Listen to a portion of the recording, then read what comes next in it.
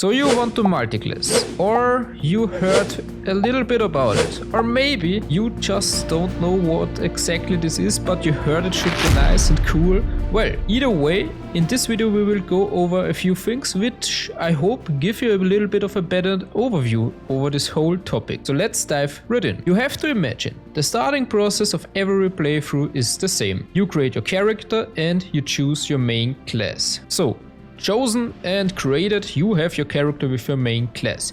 So normally, when you level up in games, you can do a variety of stuff. And here in Baldur's Gate, this thing is not different. The moment you level up, you have to make a decision. And this decision is either to level up your main class you chose at the beginning of the character creation, or you can get crazy and take the path of multiclassing, in which you can choose a completely new additional class to enhance your whole character. Let's take an example. Let's pretend we are a bard. We'll play it a little bit and reach the point of our first level up. Hell yeah! We are now level 2 and we can make our first decision. Let's say right away at the beginning we are a little bit crazy and don't only want to be a bard, we maybe also want to be a warlock. Well, instead of choosing to level up our bard class to level 2, we just take the additional warlock class. And we are now a bard and a warlock. And that's it. But there's a thing we always have to consider in choices like this. Because whenever we choose to add another class, we won't be able to level up our current classes or class. It will stay at the same level.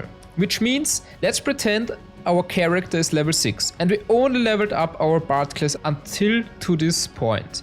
We would be a level 6 character with a level 6 bard class. But now we get this last XP and we get to level 7 and we decide that we want to spec into the additional warlock class. Well, what we have to look at now is that our character, our main character, will be level 7. But he has now two classes. A level 6 bard and a level 1 warlock, because we chose to add another class and we couldn't level the bard to level 7. That's what I meant. So you always have to think about the concept of this. Because if we are multiclassing, our character will never have the same level as the classes we chose. Because the moment we take an additional class, we chose to put a level worth of the character into the new class. And this is important because there are a few things which come into play regarding this concept, okay? One thing are the ability score improvements, because you have to consider at level 4, 8 and 12 are situations coming where you can either improve your ability score or you can take a feat for the corresponding class. And those are not bound to your character level. They are in relation to your class. So let's say you reach level 12 in Baldur's Gate 3 and you chose to have 4 classes and all of the classes are level 3. Well, you never reached a single point of an ability score increase, which would be, if I'm honest, pretty stupid. And since the level cap in this game is 12, you have to think of how many classes and at which level you want each class to have. Because you have to think about it. If you're level 12 and this is the max level, it would be so much more smart to have maybe 3 classes and each of them on level 4. Because then you could add an ability score increase or a feat, which will enhance your classes. The next thing to consider, or maybe rather just to think of, are the combination of the classes. Because, of course, you could just combine anything and see what happens. Would be fun, and for sure it will be fun. But let's just imagine one thing. Let's say you're playing a paladin and you're playing with the Oath of Devotion and you really try to play that role and you're doing everything right. But then at some point you multiclass into a stealth rogue.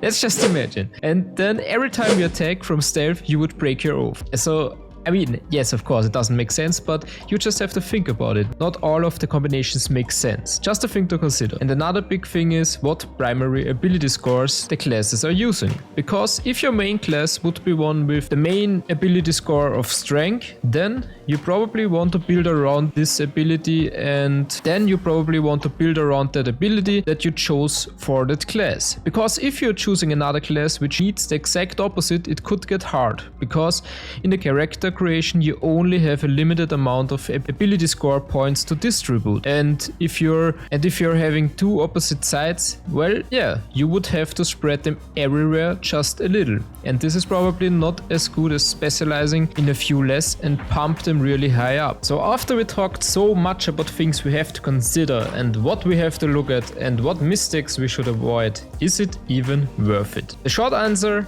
is yes, but it still depends on what kind of player you are. Because in this game, most of the good and powerful spells or signature features of the classes don't come that late in the game. I mean, just look at the rogue, becoming sneak attack right at level 1, barbarians with rage at level 1, or a paladin with smite at level 2. I mean, those are insane tools right off the bat, and just at max 2 levels later, at 3, they can choose the subclass, which enhances everything even more. So if we consider all of this, with a little planning, it's definitely worth it, and it can enhance your character insanely. Or maybe you just cannot decide on which to play in general. Maybe the ones you have on mind can be combined. It is worth a look. There are so many possibilities to go through. I personally know that I'm not going to multiclass, at least in my first playthrough. I want to play the main class till the end, but in my next playthrough I for sure will. And maybe just one last tip for you. If you're thinking about multiclassing and you have the perfect choice,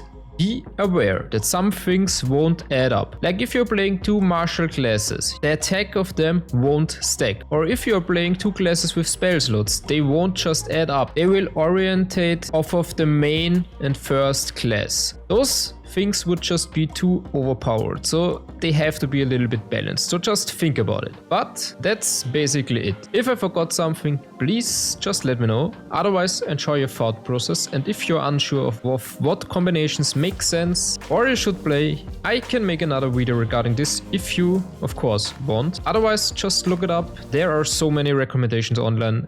I mean, really so many. So have fun and have a nice day. Bye.